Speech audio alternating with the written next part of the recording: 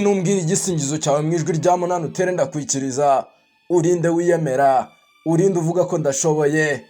Naje nje, amazina yanjye nitwa Apiyane Api, mbona Imana ndetse kandi ndasa n'Imana. Nakubwiye ko nzagutegurira ibiganiro by'ubuhanga bikoranywe ubwenge.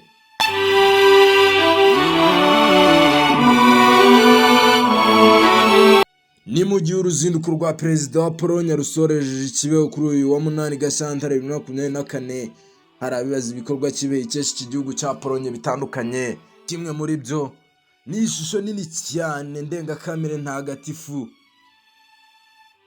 ishusho ya Yezu Nyirimpuhwe. Ni ishusho itangaje, benshi babonye bakumirwa bakibaza ni ishusho koko Mana yanjye yakozwe n'iki. Benshi baravuze n'imbaraga zawe zirashoboye ndetse kandi imbaraga zawe zituruka hera. Ni ishusho ya Yezu Nyirimpuhwe yazanywe n'abanyapolonye, iri ahitwa i Nyarushishi, hirya y'iyo ngoro ya Bikira Mariya. Ikigirimo Misitikana nacyo cyubatswe n'abapadiri bakomoka muri Pologne. Abantu bakunze kwita kwa Yezu Nyirimpuhwe ku bw'ishusho ndetse no kuba bahagera ku isaha ya saa 9 bakifatanya n'abahaba mu isengesho ryo kwiyambaza Yezu Nyirimpuhwe. Ni ishusho nini yakozwe mu butare bita bronze, ipima tone 2, ikagira uburebure bwa metero 5 na santimetero 20.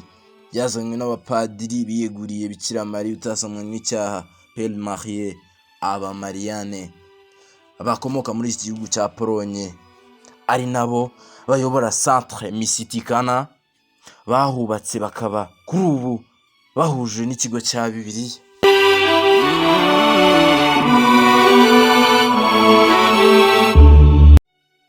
Tugendeye ku makuru dukesha Kibeho Holland, avuga ko ishusho yanzwe n'inzobere mu by'ubuhanzi Madame Gog Farias wo mu gihugu cya Mexico muri Amerika y'Amajyepfo cyangwa South America.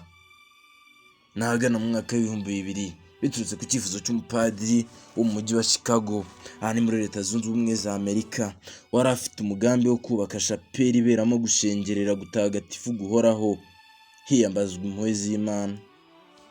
Uyu mupadiri kandi yagirije icyifuzo cye ku mukristo witwaraga neza cyane witwaga Oscar Delgado, wiyemeje gutumiza ishusho nini cyane ya Yezu Nyirimpuhwe akayishyira hafi y'iyo shapeli kugira ngo abarajya babibona bajye bamenya ibihabera. Gusa ishusho imaze gukorwa ndetse igahabwa umugisha ntiyahamye hamwe, kuko mu gihe cy'imyaka 3 gusa yari imaze kuzenguruka amaparuwasi atagira ingano yo muri iyi diyoseze ya Chicago. Gusa ku itariki ya 8 Nzeri ariwo munsi abakristo twibukaho ivuka rya Bikira Mariya, Oscar Delgado yatuye Bikira Mariya iyi shusho amusaba kumumenyeraho iriya shusho yifuza ko yajya. Mbega ishusho ni igitangaza. Gusa muri icyo gihe hari ihuriro mpuzamahanga ry'abapadiri biyeguriye Bikira Mariya utasamanywe icyaha, Père Marie, ku byerekeye impuhwe z'Imana ryabereye muri Pologne, maze babona nta kujiringitanya nta no kureba ku ruhande, bemeza ko umwanya mwiza ukwiye w'ishusho Yezu Nyirimpuhwe ari Kibeho mu Rwanda. Aha ndetse kandi bubakaga ikigo kizakwirakwiza inyigisho kuri Bikira Mariya ndetse n'ubutumwa bwe. Gusa tariki ya 13 Ugushyingo 2004 nibwo ishusho yasizwe Kibeho ku musozi wa Nyarushishi, hanyuma kwimika Yezu Nyirimpuhwe ku mugaragaro biba ku ya 8 Ukuboza 2004, hasozwa yubile y'imyaka 150 Kiliziya yemeye ubudasamanywe icyaha bwa Bikira Mariya.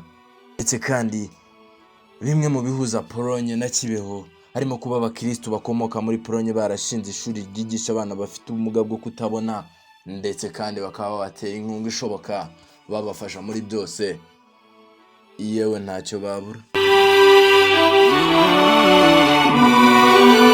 Nzaharanira kugezaho ibyo amatwi yawe atari yumva, amaso yawe atari yabona, ibyo umutima wawe ushaka. Umutima ukunze urategurwa. Kora like, share, comment, subscribe. Utegure ejo hazaza dukomeze kubana mu biganiro byiza cyane.